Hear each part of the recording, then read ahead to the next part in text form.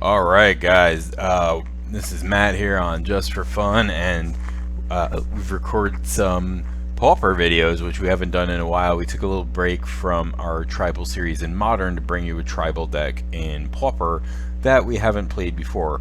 If you're a fan, you might have seen our Gobstopper videos back in the day, which is my own brew, which is Goblin tokens. It's more of a combo aggro combo deck, and it's super fast and punishing. And if you haven't watched it, go back and watch it. I love that deck, love it.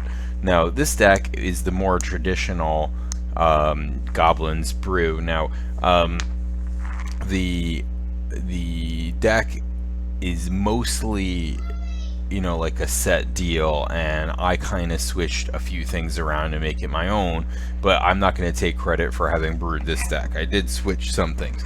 Now what I didn't switch is that 17 lands with 16 mountains and 1 tap land. I put Looming Spires over Teetering Peaks because really I think it helps you get through more. You know, Teetering Peaks only not giving first strike you know, is only good in a situation where you can get through for damage, so this ends up being great. By the way, in Pauper, you know, there's some good interactions with the lands that target. I'll just leave it at that. You'll see in the videos. So we have 19 1-drop creatures, 10 2-drop creatures, so really low curve. In fact, 31 of our cards cost 1 mana, which is how we get away with playing 17 lands. Now, actually, this is a little untrue because these are really 2-drops. So, really, it's more even. So basically, we have Goblin Arsonist, Goblin Cohort. So let's talk about Cohort and Conscripts are our 8 1-mana 2/2s. They can't attack unless you cast a creature spell, so even if your creature spell gets countered, they can attack. So that's just your beef. That's really one of the big draws to playing the deck. Then your other interesting interactions are Arsonist, and then I got 2 Sledders and 3 Raiders. In some of the versions, they play a full, you know, 4 and 4 of these, which I don't think is good because they require other creatures to be good. So they're not just good on their own. You know, basically, but what they do allow you to do is get through a lot of damage when you're attacking through blockers. Basically, opponent lines up their blocks, you sack all the block dudes, you know, and you pump the non-block dude or whatever you want to do, and it gives you a lot of flexibility. It's really a powerful effect. It works really well with Mog War Marshal because you kind of want to sack the main War Marshal anyway, so this becomes like Dragon Fodder plus a pump 1/1 basically, with the Sledder. Or you can use it as like a giant growth. You know, pump for 3. We've got a couple flunkies as our beef. You know, so these kind of work well if you're playing against bears and so forth.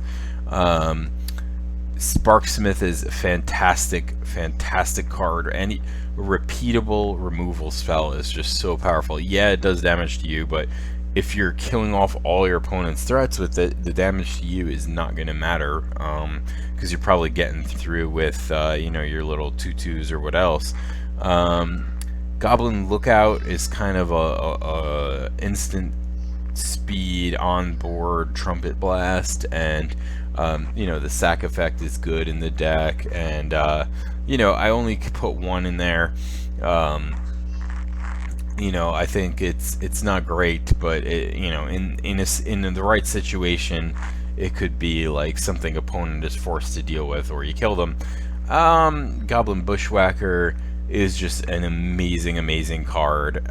It, you know, gives things haste, gets you through for double damage in a turn. It just really, it represents a lot of damage when you cast this. And speaking of damage, so since you're going to be getting through here and there, poking 1 and 2, you want some reach in your deck.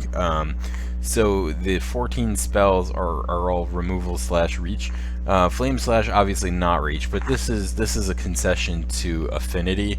You really need these in order to beat that deck, because the deck just plays about 12 4/4s, and you need to be able to get through them.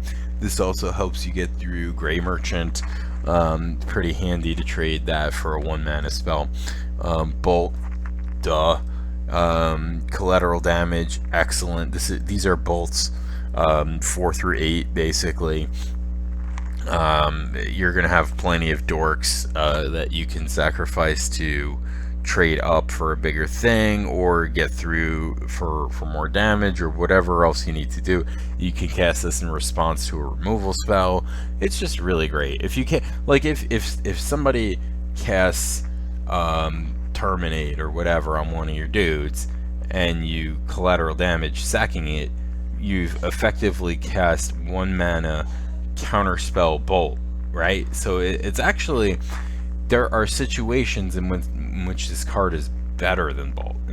Not all the time, obviously not straight up for sure, but in some situations it can be really, really, really good. And Fire Blast is just your last 4 damage. If you need it, it's a nice little way to get through the last 4 damage. I did actually build a sideboard for this deck. It's not perfect, but basically Mardu Scout is there for decks that are playing like the white deck, or other decks where they're going to play sorcery speed stuff to kill your guys. It's just like a good way to fight against a control deck. Smash to Smithereens, obviously there for affinity. Just a great way to do like reach plus damage. I mean, like, removal plus damage is a great way to turn a game around. Chasm is there for like board stalls, or if you're playing against like elves or something like that, and you want to like alpha strike at the end. This helps you get through all those stupid chumps. Electrickery, obvious, 2-mana Plague Wind, and Relic against Delve, and whatever other kind of strategies that are out there. So it's fun, it's competitive, it's really tricky to play. If you're gonna play this in a tournament, practice with it a lot. You'll see in the videos I do make some punts, and honestly it's from lack of experience. I didn't play 10,000 matches with this before I recorded. I just played a few. So another for the sideboard, I couldn't find Red Elemental Blast or Pyroblast, but that would be a card I would play in the sideboard, maybe over Chasm or Mardu Scout or whatever, for the Delver matchup. It's just really strong. Counter something like a Muldrift or whatever, or blow up a Delver, counter a counter spell out of nowhere. I mean, like it does a lot. It's a powerful effect, and surprising in red, so something to look out for. Anyway, I enjoyed the deck. I hope you enjoy the videos. It does fit into our tribal with our gobs here, and enjoy.